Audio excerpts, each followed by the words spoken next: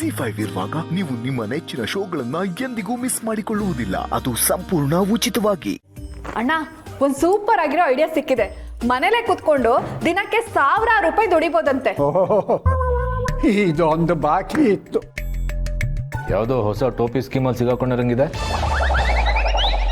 ನಮ್ಮನೇಲಿ ಮಾರಕ್ಕೆ ಏನೂ ಇಲ್ಲ. ಬಸ್ಸು, ಕಿಚನಲ್ಲಿ ಪಾತ್ರೆಗಳೆಲ್ಲ ಸೇಫ್ ಆಗಿದೆ ತಾನೆ? ಯಾವುದಕ್ಕೂ ಸ್ವಲ್ಪ ಕೌಂಟ್ ಮಾಡಿಡು. ದಂಡ್ಪಿಂಡ ಅಪರೂಪಕ್ಕೊಂದು ಕರೆಕ್ಟಾಗಿ ಹೇಳಿದೆ ನೋಡು. ಹೋಗ್ಲಾಡಿ, ಅಡುಗೆ ಮನೆಯಲ್ಲಿ ಪಾತ್ರೆಗಳ ಲೆಕ್ಕ ತಗೋ. ಅಕಸ್ಮಾತ್ ಏನಾದರೂ ಮಿಸ್ ಆಗಿದ್ರೆ ಆಮೇಲೆ ನೋಡೋಣ. ಎಲ್ರು ಸ್ವಲ್ಪ ಸುಮ್ಮನೆ ಇರ್ತೀರಾ? ನಾನು ಏನಾದ್ರೂ ಮಾಡ್ಬೇಕು ಅಂದಾಗೆಲ್ಲ ಹೀಗೆ ಎಲ್ರು ಕಡ್ಡಿ ಹಾಕ್ತೀರಾ. ನನ್ನ ಪ್ರಾಮಾಣಿಕತೆಗೆ ಬೆಲೆನೇ ಇಲ್ಲ. ಪ್ರಾಮಾಣಿಕತೆ ನೋಡು, ನಿನ್ನ ಗಂಡನಿಗೂ ಶಾಕ್ ಆಯಿತು. ಹೂತದ ಬಾಯಲ್ಲಿ ಭಗವದ್ಗೀತೆ ಕೇಳಿ. ಹ್ಞೂ, ಆಡ್ಕೊಳ್ಳಿ. ನಾನು ಸಂಪಾದನೆ ಮಾಡಿ ತೋರಿಸ್ತೀನಲ್ಲ, ಆಗ ಮಾತಾಡ್ತೀನಿ.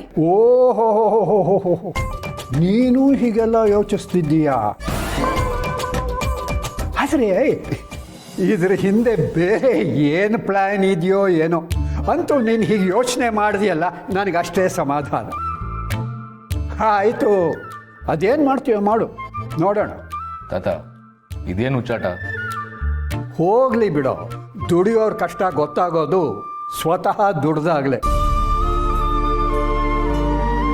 ತಿನ್ನೋರ ಕೈಗೂ ಗೊತ್ತಾಗಲಿ ದುಡಿಯೋರ ಕಷ್ಟ ಏನು ಅಂತ. ಓಡಿ ಹೋದವಳೆ, ನಾನು ಬಂಡವಾಳ ಹಾಕ್ತೀನಿ, ಮಾಡು.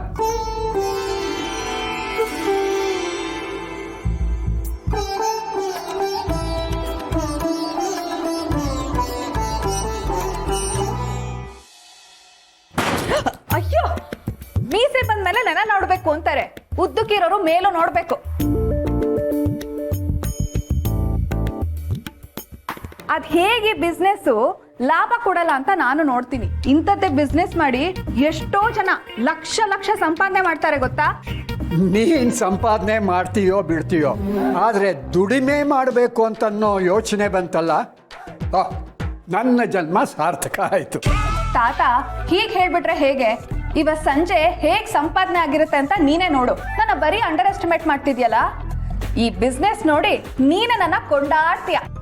ಕೂಸು ಹುಟ್ಟೋಕ್ ಮುಂಚೆನೆ ಕುದಾವಿ ಹೊಲಿಸ್ಬಾರ್ದು ಓಡೋದವಳೆ. ತೀರ ಕೊಚ್ಕೋಬೇಡ. ಸಣ್ಣ ಬಿಸ್ನೆಸ್ ಮಾಡಿ ಲಕ್ಷಾಂತರ ರೂಪಾಯಿ ಸಂಪಾದನೆ ಮಾಡಿರೋರನ್ನ ನೀನು ನೋಡಿರ್ತೀಯ. ಆದರೆ ಅವರು ಸಂಪಾದನೆನ ಶುರು ಮಾಡೋದಕ್ಕೆ ಮುಂಚೆ, ಸಂಪಾದನೆ ಮಾಡೋವಾಗ ಎಷ್ಟು ಕಷ್ಟಪಟ್ಟಿರ್ತಾರೆ, ಎಷ್ಟು ಕಷ್ಟ ನೋಡಿರ್ತಾರೆ ಅನ್ನೋದು ನಿನಗೆ ಗೊತ್ತಿರಲ್ಲ. ಗೆಲುವನ್ನು ನೋಡೋಕೆ ಮೊದಲು ಅದರ ದಾರಿನಲ್ಲಿರೋ ಕಷ್ಟಗಳನ್ನು ನೋಡಬೇಕು. ಗೊತ್ತಾಗುತ್ತೆ ನಿಂಗೆ?